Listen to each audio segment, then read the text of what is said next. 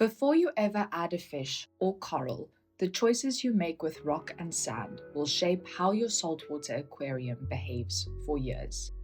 This chapter is about getting that foundation right. Welcome back to the Reef Manual. My name is Ariel. In the previous chapter, we covered the equipment that keeps a saltwater aquarium running day to day. In this chapter, we're building the foundations of the system: live rock, sand, and how everything is arranged inside the tank. Live rock is one of the primary sources of biological filtration in a saltwater aquarium. The term live rock refers to rock that hosts beneficial bacteria and microorganisms that convert toxic ammonia into nitrite and then into nitrate.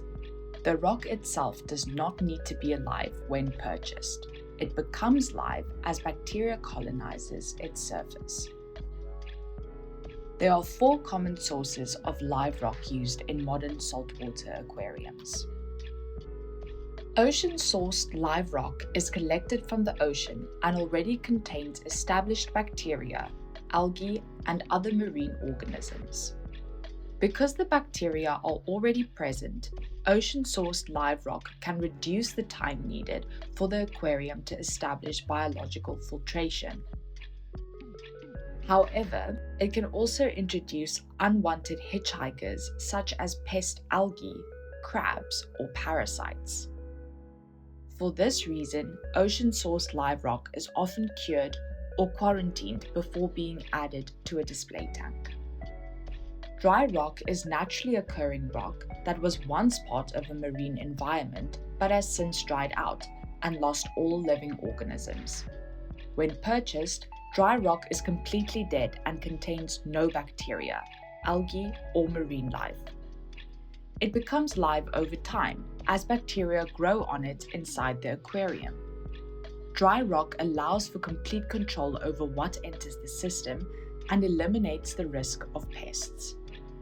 The trade-off is that it takes longer for the aquarium to develop biological maturity compared to using ocean-sourced live rock.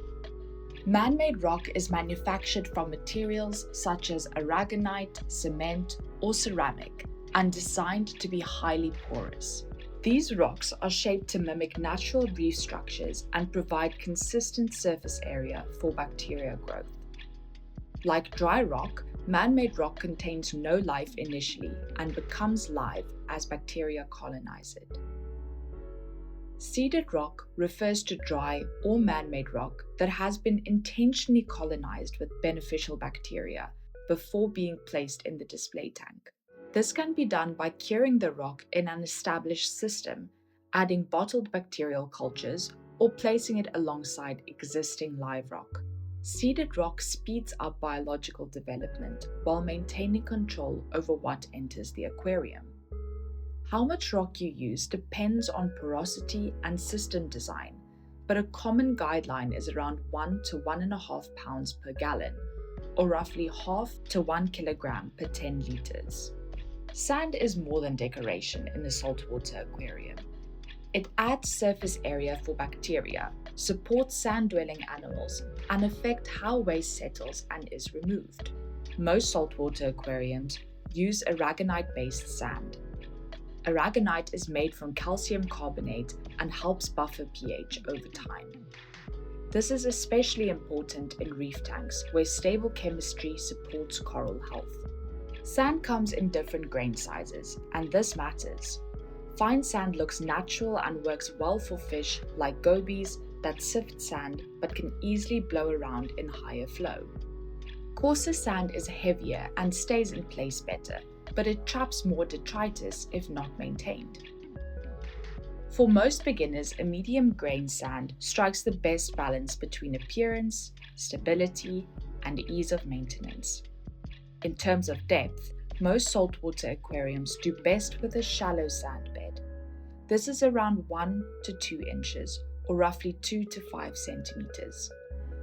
A shallow sand bed provides surface area for bacteria without becoming a trap for waste.